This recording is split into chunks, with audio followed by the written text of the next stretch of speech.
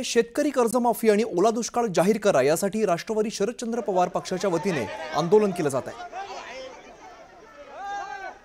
थेट दृश्य आपण बघतोय। शेतकरी कर्जमाफी आणि ओला दुष्काळ जाहीर करा यासाठी राष्ट्रवादी शरदचंद्र पवार पक्षाच्या वतीने हे आंदोलन केलं जात आहे। मुंबईमधली आपण ही सगळी थेट दृश्य बघतोय। दरम्यान आंदोलकांची पोलिसांकडून सध्या धरपकड केली जाते। शेतकरी कर्जमाफी आणि ओला दुष्काळ जाहीर करा या मागण्यांसाठी हे आंदोलन होत आहे। शेतकऱ्यांच्या प्रश्नांसाठी खरं तर हे आंदोलन केलं जात आहे। राष्ट्रवादी शरदचंद्र पवार पक्षाच्या वतीने हे आंदोलन सुरू आहे। प्रणाली कापसे आमच्या प्रतिनिधी आपल्याला अधिकची माहिती देत आहेत। प्रणाली, शेतकरी कर्जमाफी असेल किंवा ओला दुष्काळ यासाठी राष्ट्रवादी शरदचंद्र पवार पक्षाकडून आंदोलन केलं जात आहे, काय अधिकचा तपशील आहे? खरं तर हे आंदोलन मंत्रालयापर्यंत केलं जाणार होतं।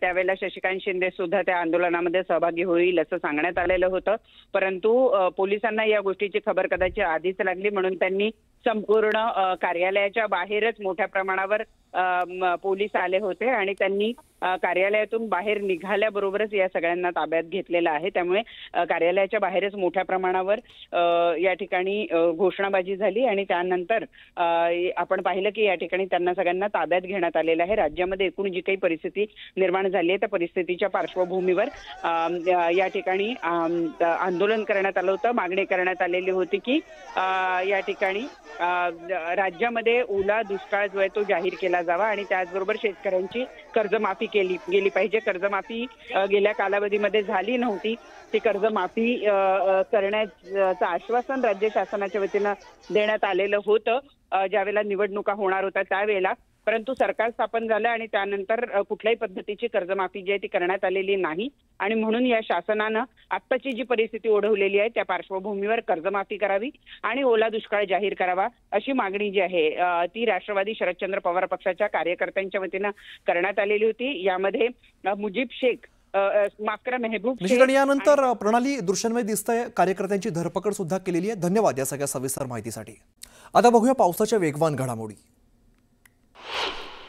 नांदेडमध्ये गोदावरी नदीला पूरस्थिती अजूनही कायम आहे। गोदावरीत मोठ्या प्रमाणात विसर्ग सुरू आहे, त्यामुळे नदीकाठच्या परिसरात पाणी साचलंय। लासलगाव निफाड भागात अतिवृष्टीचा फटका बसलाय। ब्राह्मणगाव विंचूर परिसरात मका आणि कांदा शेतात पाणीच पाणी झालंय।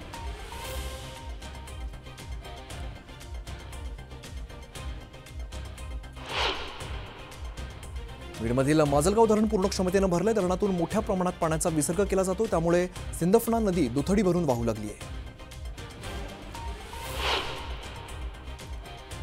गोदावरी नदीला महापूर आल्यामुळे बीडच्या गेवराई तालुक्यातील गुळज गावामध्ये पाणी शिरलंय। अनेक घरांचं नुकसान झालंय, संसार उपयोगी साहित्यही भिजलंय।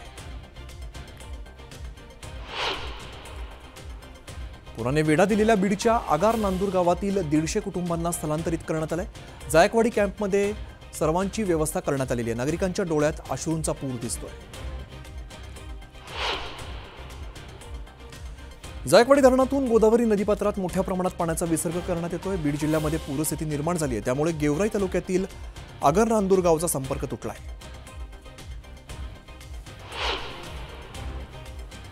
गोदावरीच्या महापुरामुळे बीडच्या राक्षस भुवन या ठिकाणी शनी मंदिर पाण्याखाली गेले, तर दुसरीकडे पांचाळेश्वर या ठिकाणी सुद्धा मंदिर पाण्याखाली गेले। गोदावरी नदीपात्रात 3 लाख क्युसेक पाणी सोडण्यात आल्यामुळे पूरस्थिती निर्माण झाली आहे। बीडच्या आष्टी तालुक्यात जोरदार पाऊस झाल्यामुळे सीना, मेहकरी, कांबळी नद्यांच्या संगमावरती पूरस्थिती निर्माण झाली आहे। सांगवी आष्टी परिसरातील चोपन वस्ती ते हिंगणी वस्ती परिसरातील 13 शेतकरी आणि लहान मुलं अडकलेली होती, त्यांना एनडीआरएफच्या जवानांनी रेस्क्यू ऑपरेशन करत बाहेर काढलं। बीड जिल्ह्यात नाथसागर धरणातून गोदावरी नदीपात्रात सोडलेल्या पाण्यामुळे बीड जिल्ह्यातील नागझरी गावातील शाळा, अंगणवाडी आणि घरं पाण्याखाली गेली आहेत। गावातील नागरिकांना प्रशासनानं सुरक्षित ठिकाणी हलवलंय।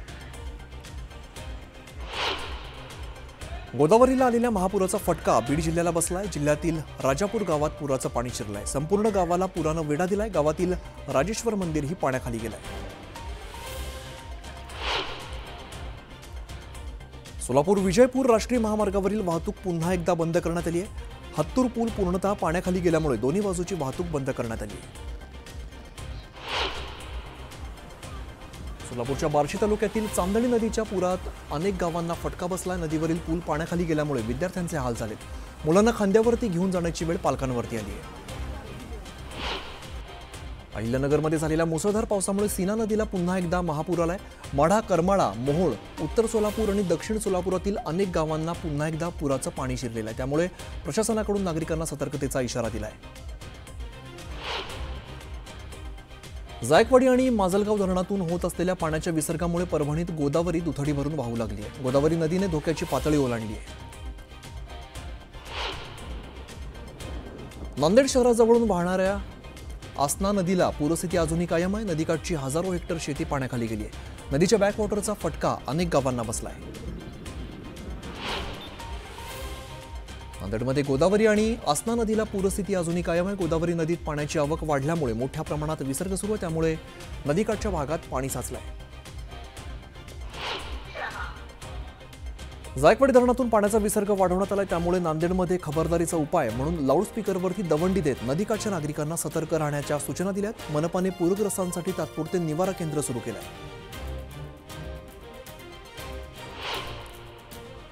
जालना जिल्ह्यातील गोदाकाठच्या 38 गावांमधून 10,000 नागरिकांचं स्थलांतर करण्यात आलंय. जायकवाडी धरण 100% भरल्यामुळे धरणातून 3 लाख क्युसेकपेक्षा जास्त पाणी सोडण्यात आलंय. त्यामुळे गोदावरी नदीला पूर आला असून गोदाकाठच्या नागरिकांना सतर्क राहण्याचं आवाहन करण्यात आलंय. जळगावच्या एरंडोल तालुक्यात ही मुसळधार पाऊस सुरू आहे. मुसळधार पावसामुळे गाव परिसरात पूरसदृश्य परिस्थिती निर्माण झाली आहे. गिरणा नदीच्या उपनद्यांना महापूर आल्यामुळे नदीपात्रात ओसंडून पाणी वाहू लागलंय. मंत्री गिरीश महाजनांनी गोदावरीच्या पूरस्थितीची पाहणी केली. गोदावरीला आलेल्या पुरामुळे रामसेतू पूल धोकादायक बनलाय, तर गोदाकाठावरील व्यावसायिकांचं देखील मोठं नुकसान झालंय. छत्रपती संभाजीनगरच्या पैठणवरून वडवाळी आपेगावला जाणारा पूल पाण्याखाली गेलाय. पूल पाण्याखाली गेल्यामुळे पैठण आपेगाव संपर्क तुटलाय. छत्रपती संभाजीनगरमधील शहागड पैठणचा संपर्क तुटलाय. गोदावरीचं पाणी गावामध्ये शिरलंय. गावातील संपूर्ण शेती गोदावरीच्या पाण्याखाली गेली आहे. अहिल्यानगर जिल्ह्यातून वाहणाऱ्या गोदावरी नदीला पूर आल्यामुळे नदीकाठचे अनेक नागरिक पुराच्या पाण्यामध्ये अडकलेत. नेवासा तालुक्यातील जुने भालगावला पाण्याचा विळखा बसला असून प्रशासन आणि ग्रामस्थांच्या वतीने 49 जणांना सुखरूप बाहेर काढण्यात आलंय. नंदुरबारमध्ये मुसळधार पावसामुळे तापी नदीच्या पाणी पातळीत वाढ झाली आहे. प्रकाशा आणि सारंगखेडा बॅरेजचे दरवाजे उघडून तापी नदीपात्रात विसर्ग केला जातोय. मुसळधार पावसामुळे भीमा नदीच्या पाणी पातळीमध्ये वाढ झाली असून भीमा नदीचं पात्र दुथडी भरून वाहत आहे. भीमा नदीच्या पात्रात 18,000 क्युसेकने विसर्ग सोडण्यात आलाय. त्यामुळे दौंड शहरातील दशक्रिया विधी घाट आणि महादेव मंदिर पाण्याखाली गेलंय. हिंगोलीच्या सिद्धेश्वर धरणाचे 14 दरवाजे उघडण्यात आले. धरणातून 53,000 क्युसेक पाण्याचा विसर्ग पूर्ण नदीपात्रात सुरू आहे. त्यामुळे पूर्ण नदीपात्रातील पाणी पातळीत मोठी वाढ झाली आहे. धाराशिवच्या सीना कोळेगाव धरणातून 1 लाख क्युसेकने सीना नदीत पाण्याचा विसर्ग सुरू करण्यात आला. दरम्यान गेल्या 38 दिवसात 48 टीएमसी पाणी वाहून गेलंय. सध्याची पूरस्थिती पाहता नदीकाठच्या लोकांना सतर्क राहण्याच्या सूचना दिल्या. धाराशिव जिल्ह्यातील नळदुर्ग किल्ल्यावरचा नरमादी धबधबा ओसंडून वाहू लागलाय. धबधब्याने अकराळ विक्राळ रूप धारण केलाय. जायकवाडी धरणातून मोठ्या प्रमाणात विसर्ग सुरू करण्यात आला असून जायकवाडी धरणाचे दरवाजे 12 फुटाने उघडण्यात आले. विसर्ग वाढवण्यामुळे पैठण शहरात पाणी शिरलंय. पश्चिम घाटासह कोयना धरण क्षेत्रात कोसळलेल्या जोरदार पावसामुळे कोयना धरणाचे टप्प्याटप्प्याने 3 फुटांनी दरवाजे उघडण्यात आलेले. दरवाजे पाऊस ओसरू लागल्यानंतर पुन्हा बंद करण्यात येत आहेत. कोयना धरणाचे दरवाजे 3 फुटांवरून 2 फुटांवरती आणण्यात आले. मुंबईकरांना पाणीपुरवठा करणारे 7ही तलाव तुडुंब भरून वाहू लागल्यामुळे वर्षभराच्या पाण्याची चिंता मिटली आहे. 7ही तलावात 99.46% जलसाठा कायम आहे. मुंबईला रोज होणारा पाणी पुरवठा पाहता हे वर्षभर पाणी पुरेल. यामुळे यावर्षी पाणी कपातीचं संकट दूर होणार आहे. शहापूरमध्ये मुसळधार पाऊस पडत असून भातसा धरणाचे 5 दरवाजे उघडण्यात आले. शहापूर तालुक्यासह मुरबाड, किन्हवली, डोलखाम या सगळ्या गावात 150 पेक्षा जास्त गावांचा संपर्क तुटलाय. परभणीतील पीक नुकसानाची दाहकता समोर आली आहे. सोयाबीन, मूग, उडीद, कापूस यासारखी सगळी पिकं पूर्णपणे नष्ट झाली आहेत. मनमाड, मालेगावसह चांदवड भागात पावसानं उसंत घेतली असली तरी पावसाने पिकाचं नुकसान मोठ्या प्रमाणात झाले. अतिवृष्टीमुळे होत्याचं नव्हतं झाल्यामुळे शेतकरी हतबल झाला आहे. अतिवृष्टीमुळे नागपूर जिल्ह्यातील काही भागात संत्र, मोसंबी आणि खरीप पिकांचं नुकसान झालंय. महसूल मंत्री चंद्रशेखर बावनकुळे यांनी अतिवृष्टीमुळे झालेल्या भागातील नुकसानाची पाहणी केली.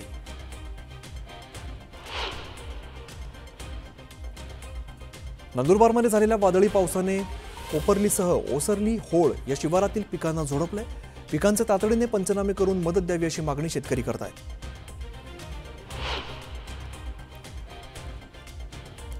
अहिल्यानगरमध्ये पावसाने जनावरं, राहती घरं आणि शेती पिकाचं प्रचंड नुकसान झालंय. पावसाने उघडीप दिली असली तरी सुद्धा करंजी आणि शेगावच्या काही भागात अजून सुद्धा पिकं पाण्याखाली आहेत.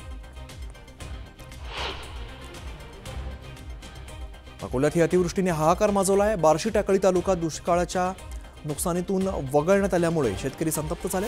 आमदार हरीश पिंपळे यांच्या घरासमोर साखळी उपोषणाचा इशारा दिलाय.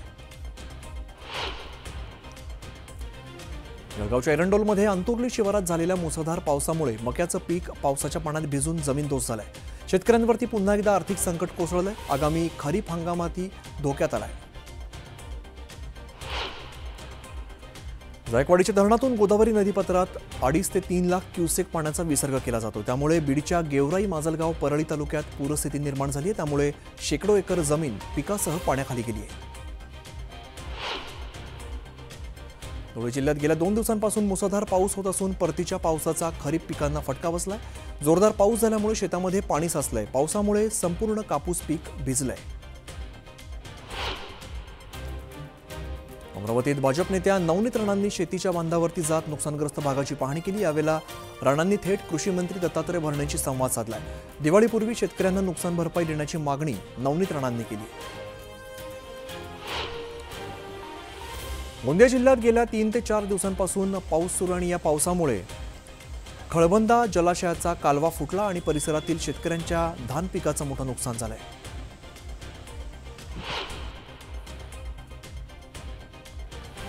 बुलढाणा जिल्ह्याच्या सिंदखेड राजा तालुक्यात 2 वेळा झालेल्या ढगफुटी पावसानंतर आता पुन्हा या भागात अतिवृष्टी झाली आहे. त्यामुळे शेतकऱ्यांचं कापूस, सोयाबीन आणि इतर पिकं पूर्णपणे उद्ध्वस्त झाली आहेत.